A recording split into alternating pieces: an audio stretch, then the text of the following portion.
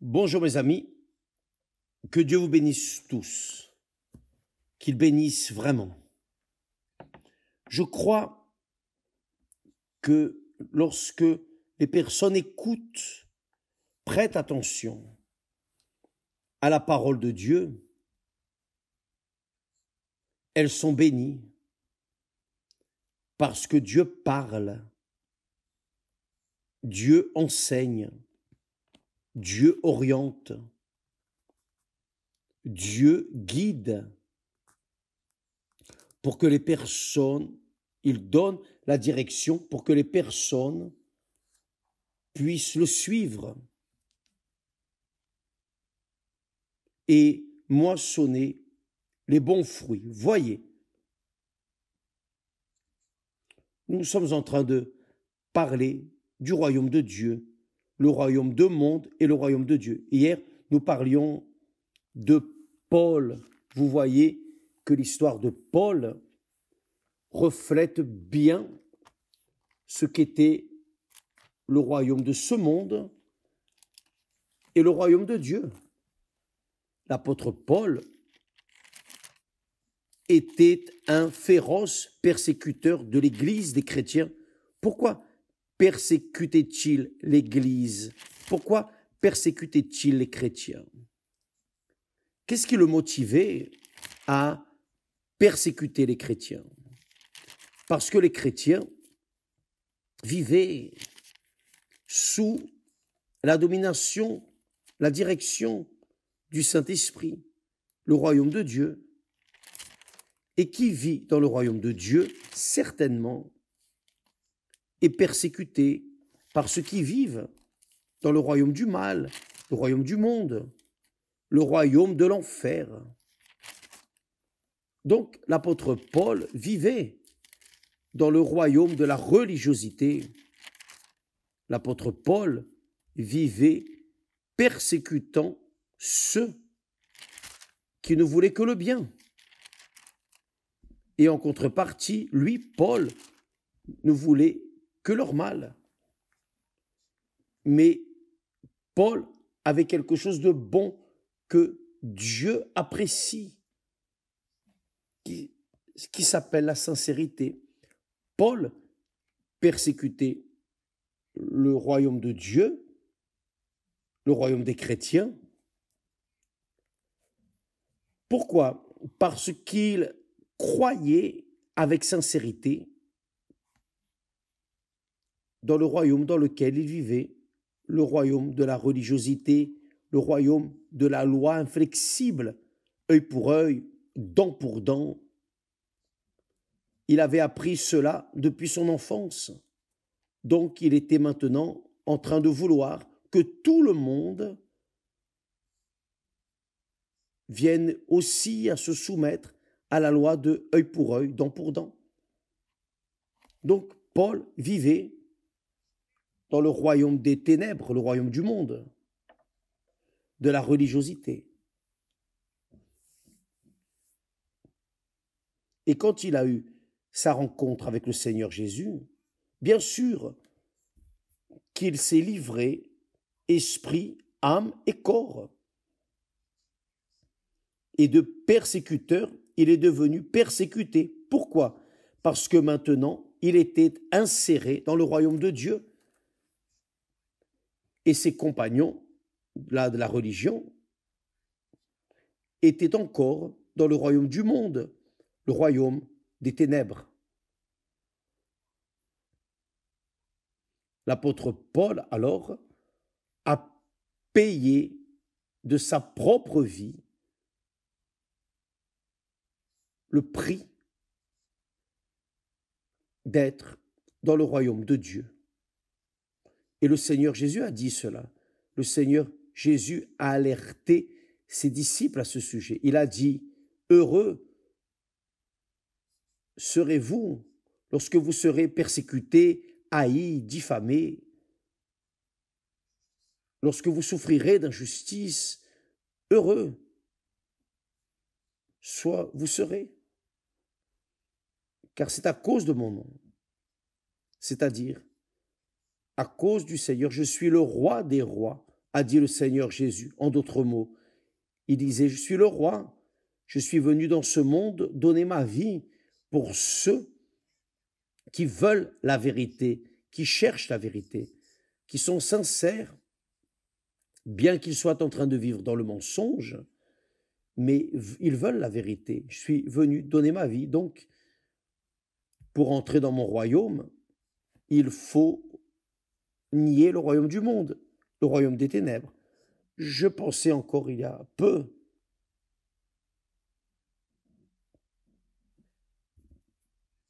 par exemple, maintenant même, en ce moment,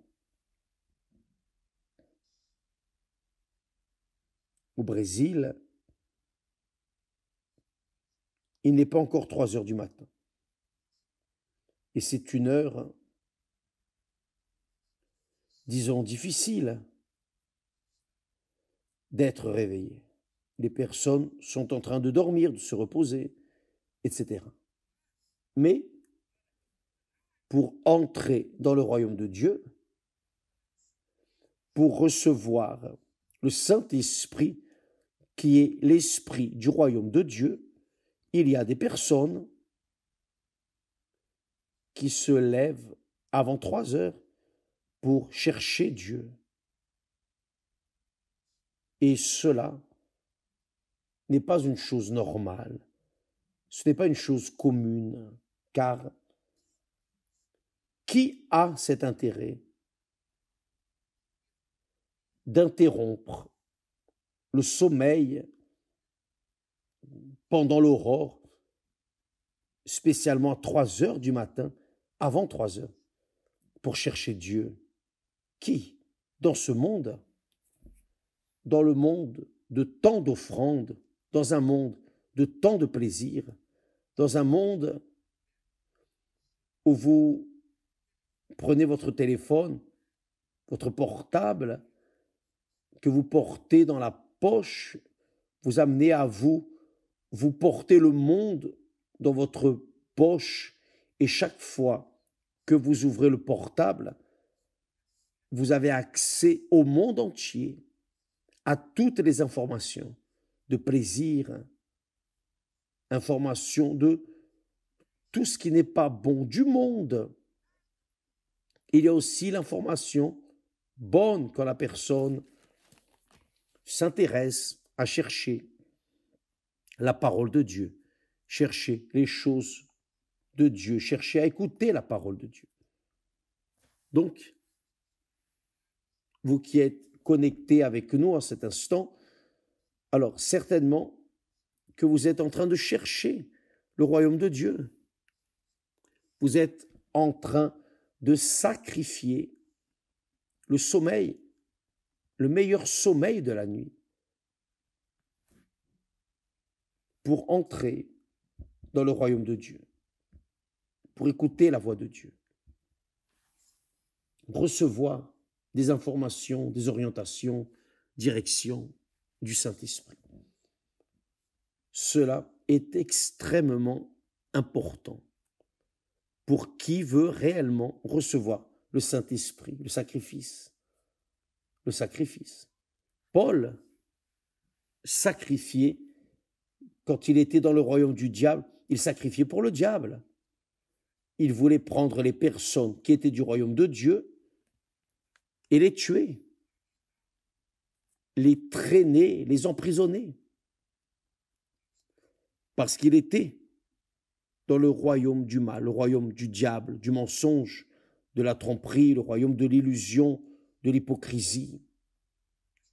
Mais quand il a eu une rencontre avec le Seigneur Jésus, immédiatement, il a cessé d'être persécuteur pour devenir persécuté.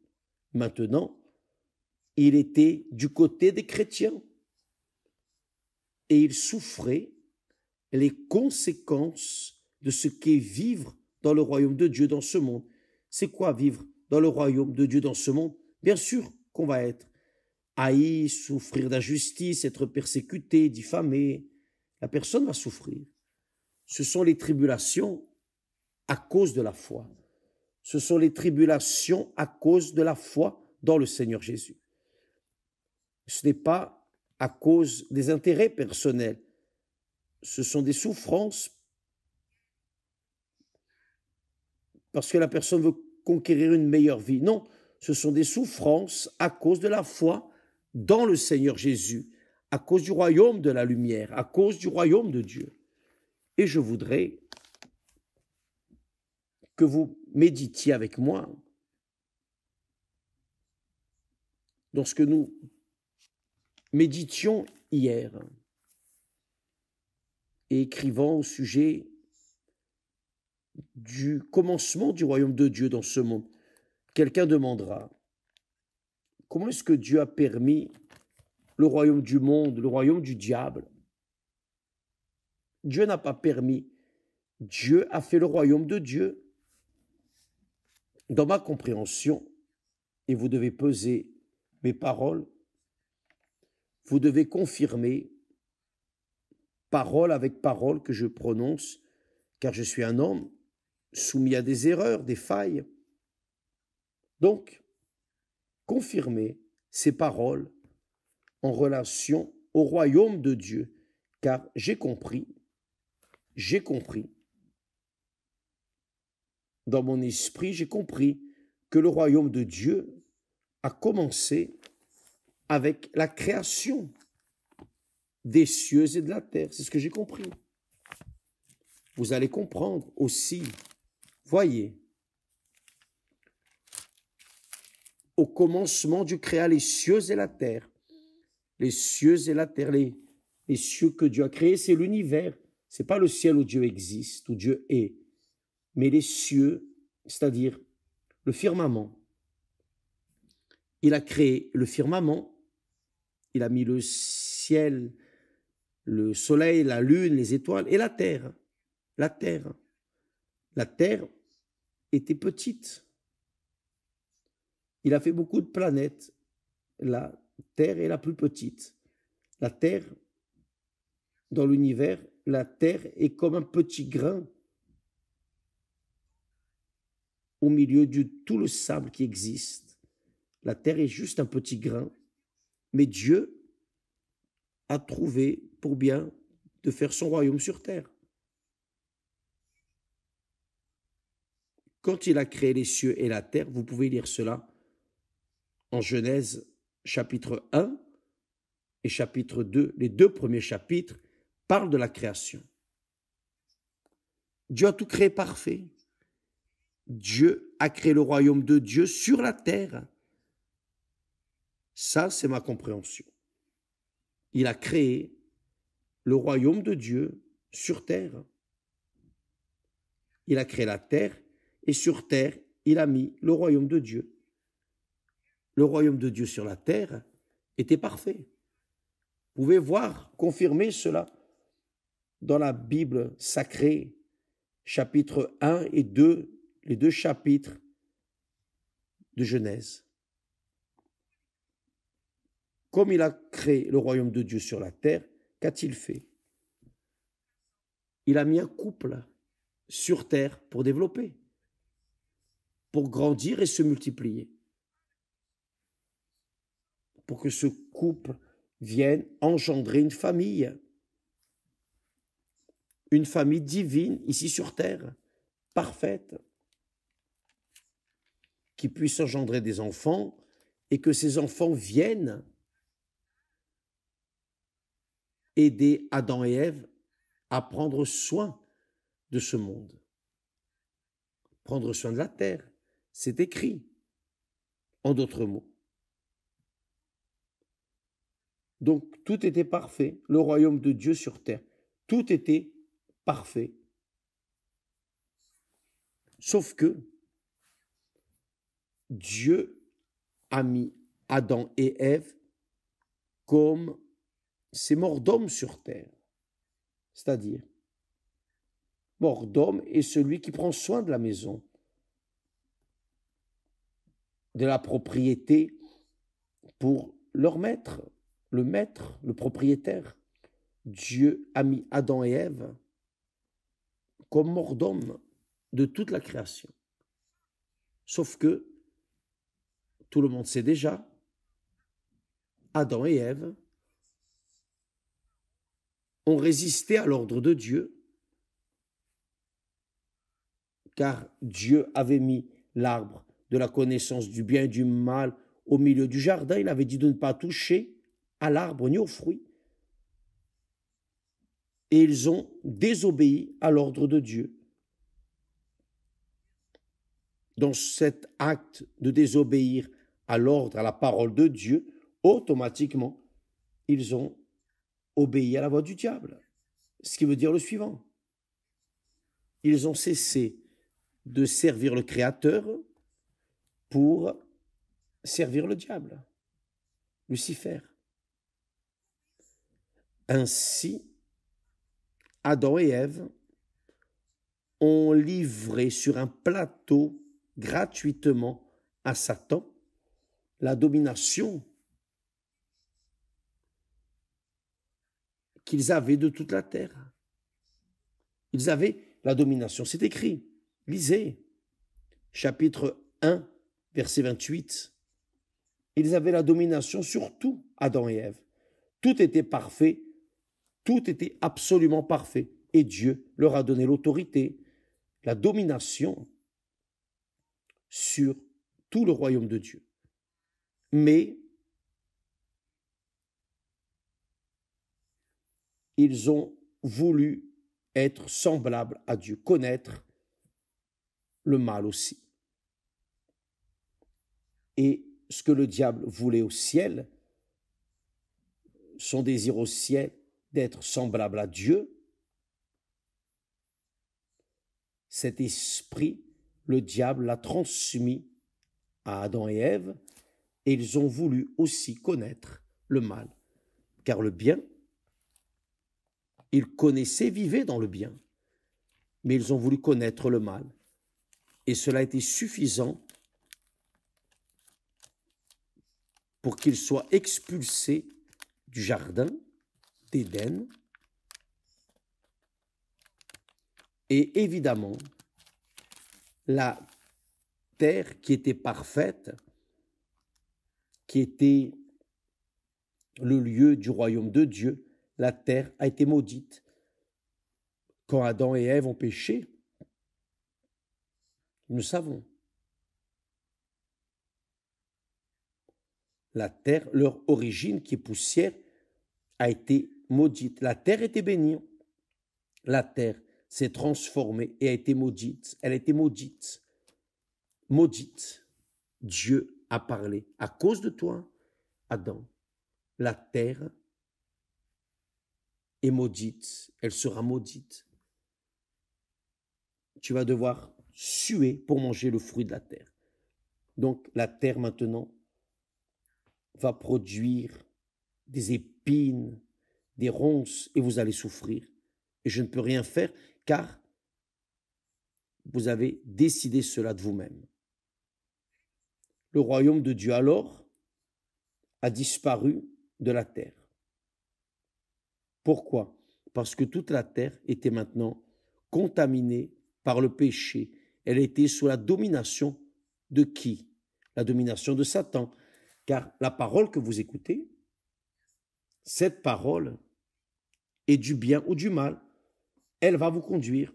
Vous serez serviteur, servante de la parole que vous écoutez. Si vous écoutez la parole de Dieu, vous serez serviteur de Dieu. Si vous écoutez la parole du monde, vous serez serviteur du monde, évidemment du diable. C'est la réalité. C'est pour cela que le Seigneur Jésus a dit de prêcher le royaume de Dieu. Le royaume de Dieu est venu jusqu'à vous. Le royaume de Dieu avait été arraché de la terre à cause du péché. Comment le royaume de Dieu va-t-il être sur une terre contaminée, maudite? Donc, ainsi a commencé le royaume des ténèbres, le royaume du mal. Donc, les premiers enfants, l'un a tué l'autre, Caïn a tué Abel à cause de la jalousie. Enfin, le péché s'est répandu, a été engendré et multiplié. Et c'est ce que nous voyons dans le monde. Dieu n'a pas créé ce monde sale que nous voyons, injustice, cruauté, maladie, infirmité, misère, faim, chômage, rien de tout cela. Dieu a tout créé parfait. Vous pouvez voir cela en Genèse, chapitre 1 et 2. Au chapitre 3, vous allez voir déjà la chute de l'homme, le commencement du royaume de l'enfer, du diable. Vous allez voir l'enfer de ce monde. Qu'est-ce que Dieu a fait pour réparer cela? Il n'y avait qu'une manière. Il a dû venir dans ce monde et donner sa vie pour sauver non le monde, mais sauver ceux qui sont sincères, ceux qui sont véritablement sincères. La personne sincère peut être comme Paul, plein de péchés, un homme cruel, méchant, pervers, et il raconte cela dans son histoire. J'étais un homme méchant, j'étais du mal, jusqu'à ce que j'écoute la voix de Dieu, qui m'a dit, Saul, Saul, pourquoi me persécutes-tu? Et quand j'ai vu cette lumière, j'ai entendu sa voix, alors ma vie a changé. Donc, Paul a cessé d'être cruel, méchant, pervers, pour être l'homme qui, maintenant, viendrait donner sa vie en faveur de ceux qui, sincèrement, veulent vivre dans la vérité. Donc, par exemple, maintenant même, les personnes sont en train de chercher le Seigneur Jésus, le baptême du Saint-Esprit. Les personnes cherchent parce qu'elles ne sont pas satisfaites avec le royaume du monde. Elles veulent vivre dans le royaume de Dieu. Mais la majorité ne veut pas cela. Comment pouvons-nous comprendre ceux qui vivent dans le royaume de ce monde? Les personnes pensent comment est-ce qu'une personne arrive au point de sacrifier ses meilleures heures de sommeil, de repos, pour chercher quelqu'un qui est invisible? Et oui, c'est seulement dans la tête de ces chrétiens fous que cela arrive. Et oui, mais grâce à Dieu, la folie de ce monde, la foi nous rend fous pour le Seigneur Jésus, fous pour entrer dans le royaume de Dieu, fous pour entrer dans le royaume de la vérité, de la vie éternelle. Et seul qui, là, peut évaluer. Donc, par le simple fait de vous lever durant l'aurore, chaque jour, pour chercher le royaume du Saint-Esprit en vous, qui est le baptême du Saint-Esprit, cela est une folie de la foi. Mais vous pouvez être sûr que Dieu est en train de voir votre effort, votre sacrifice. Il est en train de voir, car c'est ce qui est écrit, que le royaume de Dieu est pris avec violence, par violence. Donc, pour entrer dans le royaume de Dieu, ce n'était pas comme ça, ce n'était pas en dansant, ce n'était pas en louant, alléluia, alléluia. Non, non, mes amis. Ce n'est pas avec l'adoration que vous entrez dans le royaume de Dieu. Vous entrez dans le royaume de Dieu en faisant violence à votre nature charnelle, car la nature charnelle, la nature humaine, contrarie la nature divine. La nature divine, c'est de vivre pour l'esprit, vivre pour la parole de Dieu. C'est vivre pour l'invisible, lutter pour l'invisible. Mais, évidemment, cela est une folie pour ceux qui se perdent. Malheureusement, la plupart se perdent parce qu'elles voient cela comme une folie. Mais qui s'efforce, qui sacrifie son ego? Par exemple, beaucoup de personnes demandent: et nous cherchons à répondre avec le témoignage. Chaque jour, nous postons des témoignages de personnes qu'ont-elles dû payer, faire pour recevoir le baptême du Saint-Esprit. Vous pouvez vérifier que personne n'a reçu le Saint-Esprit dans la louange, dans l'adoration, non. Parce que la louange et l'adoration doivent être en esprit et en vérité. Et tant que la personne n'a pas le Saint-Esprit, sa louange, c'est juste du blablabla, des sensations, des émotions vides. Et Dieu sait que cela est une réalité. Évêque, vous êtes en train de dire que je ne dois pas louer. Non, je ne dis rien au sujet de ce que vous devez ou pas. Je dis ce que je crois. Pour entrer dans le royaume de Dieu, vous devez sacrifier le monde. Et parfois, la personne est trompée avec les louanges, les adorations, les sentiments du cœur, avec la foi du cœur. Elle est trompée, elle pense que les louanges la font entrer dans le royaume de Dieu, recevoir le Saint-Esprit. Non. Vous voulez une plus grande louange que sacrifier votre ego, votre volonté, votre chair, sacrifier votre rêve, votre sommeil de l'aurore, par exemple, pour recevoir le Saint-Esprit. Ça, c'est la louange dont Dieu prend plaisir. Car chanter les louanges, vous écoutez un hymne, vous chantez des louanges, vous participez à une veillée, vous chantez, chantez, chantez.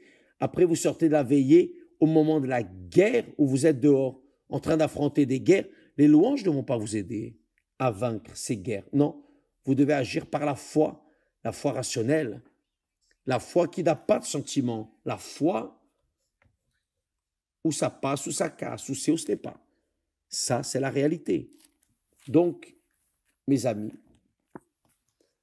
et je ne suis pas en train de parler contre la louange. Au contraire, je suis en train de valoriser la louange.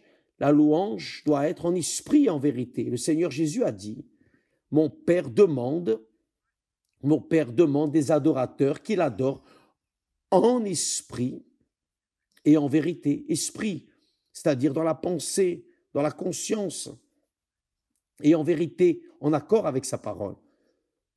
Ce sont là les adorateurs que le Père demande comme adorateurs, véritables adorateurs. Donc la louange doit être sincère et la sincérité vient des profondeurs de l'âme et avec intelligence, non avec émotion. Non avec émotion. Mais revenons au royaume de Dieu. Pour que la personne entre dans le royaume de Dieu, elle doit sacrifier la chair. Parce que c'est ce qui est écrit. C'est écrit. Ceux qui sont dans la chair, ou chair et sang, n'hériteront pas le royaume de Dieu. C'est écrit. Ce n'est pas écrit. Si vous ne savez pas où c'est écrit, je vais laisser écrit ici. Si je n'oublie pas, je vais mettre là. Personne n'entre dans le royaume de Dieu, dans la chair, dans l'émotion, dans le sentiment, dans le cœur. Non, on entre dans le royaume de Dieu quand on sacrifie le monde, le royaume du monde ne peut entrer dans le royaume de Dieu que ceux qui sacrifient le royaume du monde. Il n'y a pas, je ne crois pas qu'il y a une autre alternative. Je ne crois pas, car c'est ce qui est écrit. La chair et le sang n'hériteront point le royaume des cieux. N'entre pas dans le royaume des cieux. Et Dieu dit cela en relation à la louange. Le Seigneur Jésus a dit, mon Père demande des adorateurs qui l'adorent en esprit, c'est-à-dire intelligence, et en vérité, selon sa parole. Pourquoi est-ce qu'Adam et Ève, pourquoi et comment Adam et Ève pourraient être sauvés? en commençant à zéro.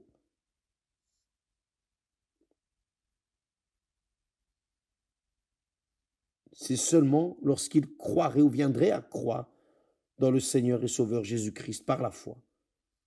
Il ne connaissait pas le Seigneur Jésus. Je crois qu'il ne connaissait pas Jésus.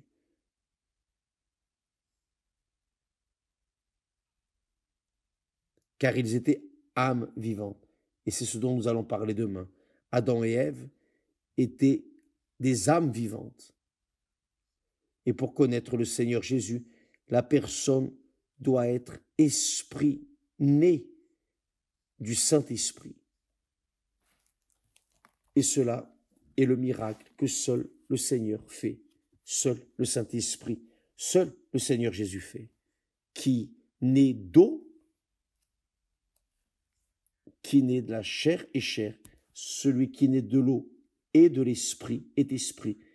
Nous parlerons demain, mais pour l'instant, on reste là. Le royaume de Dieu est venu jusqu'à vous. Cela vaut la peine de sacrifier. Continuez de sacrifier. Si vous devez hurler de douleur pour entrer dans le royaume de Dieu, ça vaut la peine. Ça vaut la peine. Car une fois que vous entrez dans le royaume de Dieu, évidemment, le Saint-Esprit sera avec vous. Il vous fera percevoir le royaume de Dieu. Il sera en vous. Maintenant, le royaume de Dieu n'est pas sur terre. Il est individuel dans chaque personne qui livre leur vie, qui se rend au Seigneur Jésus-Christ, qui croit en celui qui est venu en esprit et a donné sa vie, son âme, sa vie en faveur de ceux qui croient en lui. Nous parlerons demain à ce sujet. Que Dieu vous bénisse et à bientôt au nom du Seigneur Jésus. Grâce à Dieu.